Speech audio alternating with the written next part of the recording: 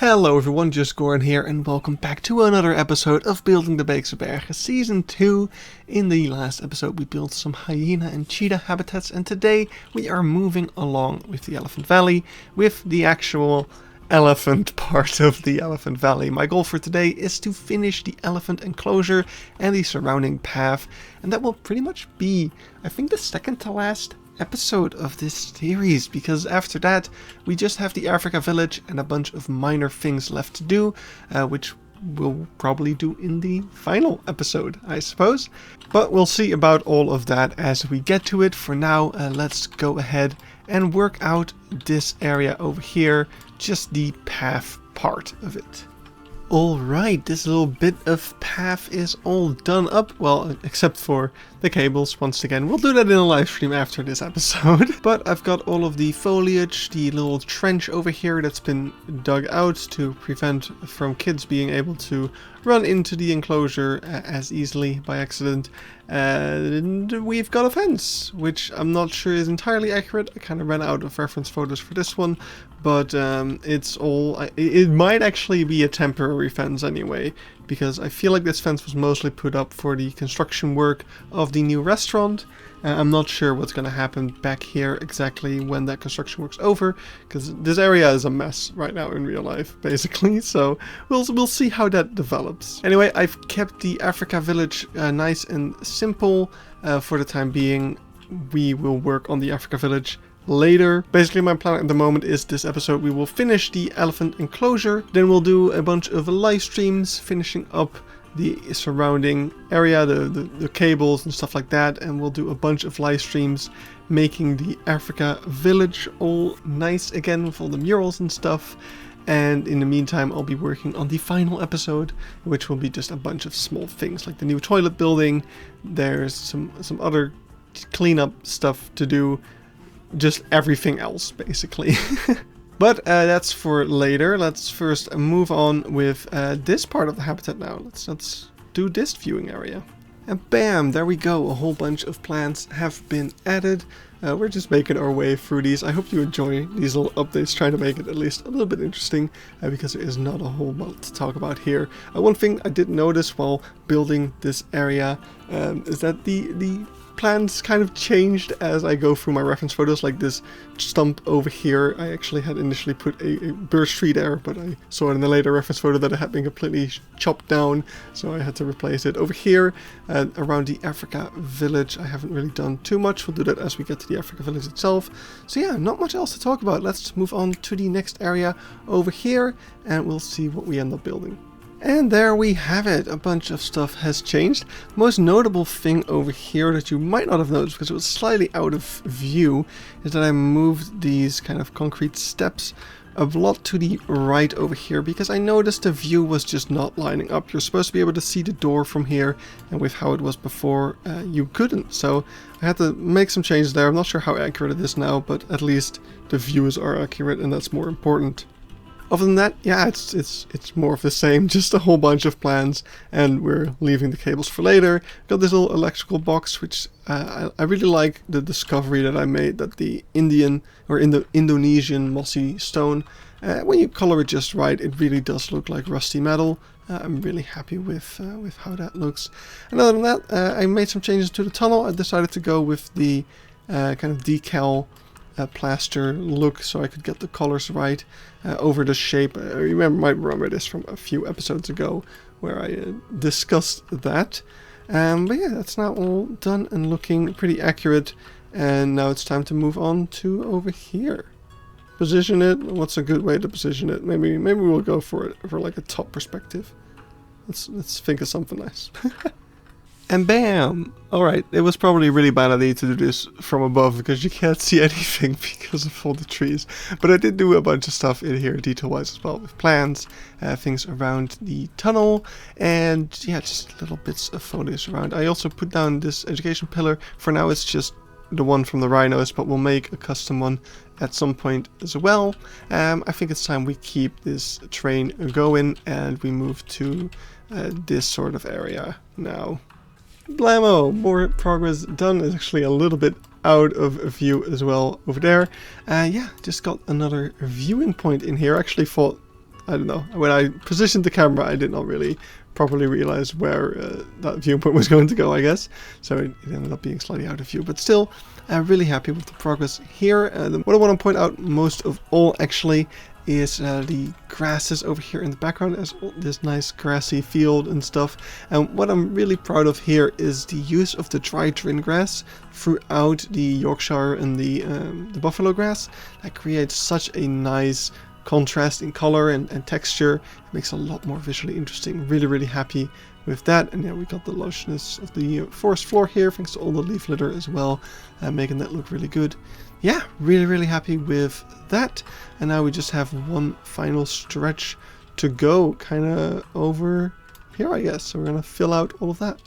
And there we go. We are finally completely done with all of the foliage surrounding the Elephant Valley, and we can get to building the enclosure. There isn't that much to point out or anything. I've tried to keep the foliage palette kind of similar throughout the entire area, although this part in particular was especially kind of barren and low, so I had to use a couple of different plants to get that kind of very limited foliage palette across. But I'm really happy with what it looks like. I also did some of the foliage around the playground as well, over here especially. So that's also pretty much finished. We'll get to detailing all of that once we do a final pass past this area in the next episode. We'll do that also during streams as we put in all of the cables, stuff like that. We'll get to that after this episode, is basically what I'm trying to say. The only cool thing to point out over here, by the way, is that while the Barnyard Animal Pack was being announced, Eben pointed out the screenshot of the Scottish Highland Kettle that it had some plant on there that he didn't quite recognize. And I was like, oh no, I think that's the golden sand sedge dry.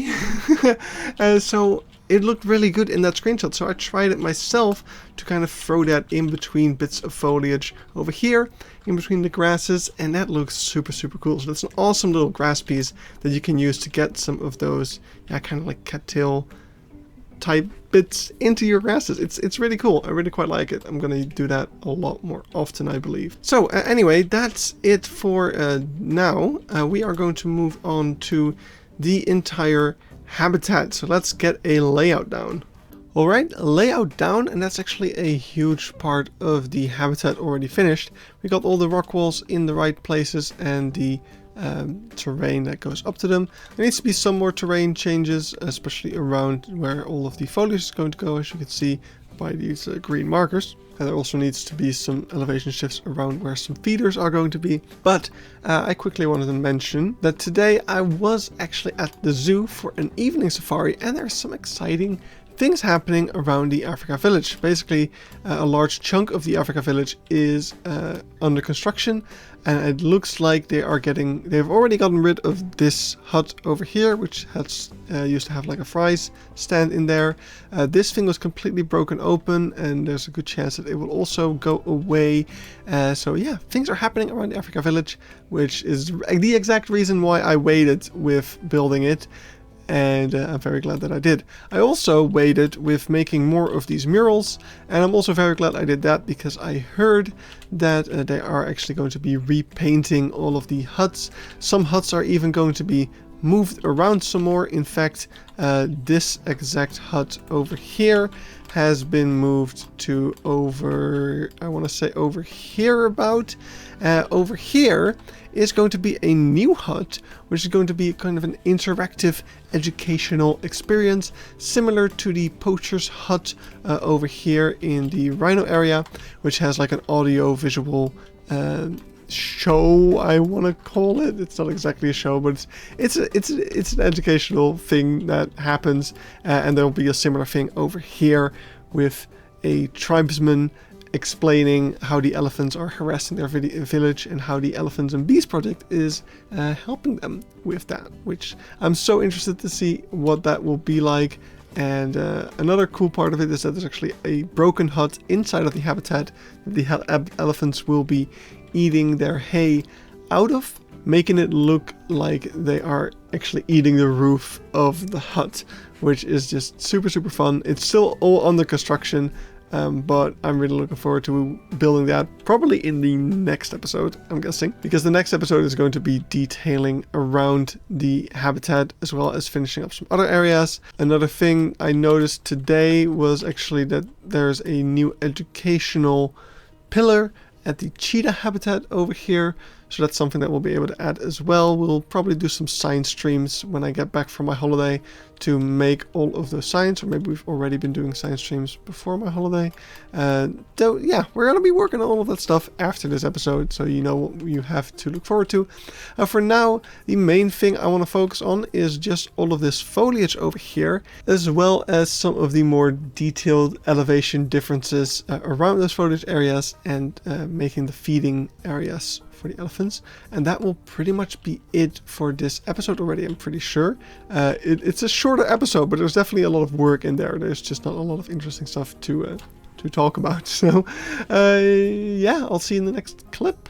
Alright, I put in all 4 feeders. Apparently there is 4 of them.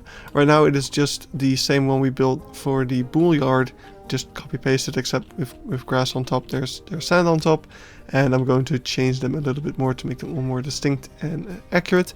But I was testing out whether or not they were working or not, and a feeder just put some food in there. So let's actually check if this is working, if the elephants are actually eating from it.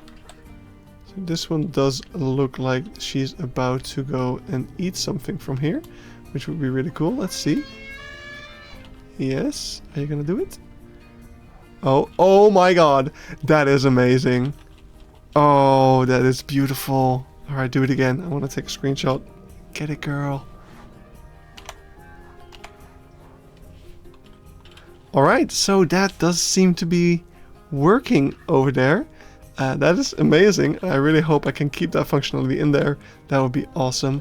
But yeah, let's keep working on it. Bada bing, bada boom, I've got some more progress for you. So all of the little sectioned off areas are now in place with the logs, and I've decided for these to just use the hot wire fences because it looks fine and it saves me so much time doing all of this custom wiring all over the place. So I'm honestly okay with it. It also looks to me, in the reference photos even, that these fences were wired up a little bit more heavily than those other ones. I'm not exactly sure why. Maybe it's because there's a lot more foliage inside of these, so you need more more wires there to protect it a little better against the trunks, which are quite dexterous. But maybe I'm just putting stuff out of my ass to warrant putting in less effort. But I think it looks fine, I'm happy with it, so that's what I went with. Also, I've slightly tweaked some of the feeders to be slightly more accurate. One of them also had to be rotated. I've started putting in some trees, like these ones, which have the hot grass on them. We made that while doing the bull yard. Now I've made some more hot grassed up trees for the different variants of the Scots pine.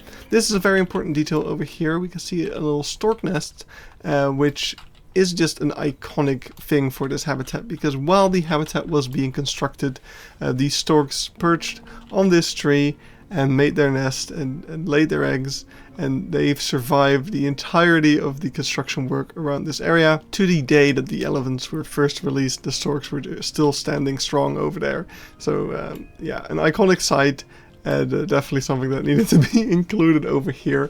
So yeah, making good progress, and it's just a case of some more trees over there, a bunch more foliage, and then a bit of detailing. So let's get on that. Alright, all the trees are pretty much in place, and actually most of the large foliage bits are in as well. I also went in and threw in some bushes, some birch, just some things around these areas to make them look all nice and done up. And I'm really happy with how this is looking. This is definitely starting to feel like the final product. There is just some minor detailing left, like little bits of grass, throwing in some periwinkle or buffalo grass around just to make it look a little bit more detailed. And also these elevated areas with the rock walls. This kind of hot wire does continue on alongside the top of that to kind of protect the things that I guess they want to have growing up there. So I'm going to make sure to add those as well. But yeah, we're getting We're getting somewhere. I forgot to save the camera position, so we have to reuse the one from the previous clip. Alright, I'm almost going on holiday, so it was about time I finished the enclosure. I put in all the ground foliage as well as this little hot wire running alongside the entire enclosure, so that was a huge pain in the butt to do. We will still have to do that another time for all of the kind of cables alongside the exhibit, but yeah, at least we've got one of them in now. So yeah, I'm really happy with how all of this ended up. The ground foliage is looking phenomenal. As always, the buffalo grass really does a great job at this, especially in combination with the periwinkle as well. It just looks really, really good. This habitat is surprisingly lush, and there is quite a lot of grass despite the elephants being on there. I'm not sure if it's still this way actually now that the water buck and the Nile leshway are also out here, but let's just stick to the vibe that my reference photos had, because it looks really nice and also a little bit visually interesting. So yeah, I'm really happy with this. Actually, I just remembered that I didn't put the hot wires on top of the rocks. I will do that at another point. I really gotta wrap up this video so I can get it out and upload it for you guys before I go on holiday, so you actually have another cool video to look at while I'm away. Hey! Good job, me, being a YouTuber. So yeah, we'll take a little quick walk around. So we've got this side, which has feeder over there, a lot of rock walls, some section of bits of foliage, and yeah, of course it slopes up to the exit over there. And we've got the other side. First of all, of course, you've got the cross viewing with the hyenas, where you've got the immersion effect over here, with the hyenas in the front and then the elephants in the back over there, working really, really well. Same thing from over here. You can see the Nile leshway walking around over there. You could also potentially see some hyena in this spot, but yeah, the elephants in the back as well, looking absolutely awesome. And then as we keep walking over here, we kind of break that immersion effect with the moat over here, but we immediately get this partly open, partly forested area with another feeder over there. Something I'm also really happy with is that I've managed to get the traversable area in such a way that the elephants can actually walk around a fair bit of the enclosure unobstructed. They can walk back and forth throughout all of these little pathways, also across the edges over here, allowing them to get really close up and actually walk around this stuff like they would be able to in real life as well. It took some fiddling around with all of the items around the places, but I'm really happy that I did. The entire area is really coming together over here. I can't wait to continue working on stuff like the Africa village as well. I think planning wise, I'm first going to start on some other bits and bobs around the zoo, like the new toilet area, all of the signs that need to go in this area. And once I have those finished, I'm expecting the construction work around here to be almost finished, so we'll be able to pick that up.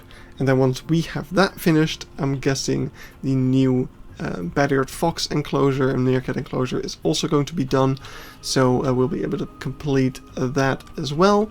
And at that point, yeah, we'll be pretty much done with this entire new area, and that's gonna conclude the project for the time being. So really exciting, looking forward to that.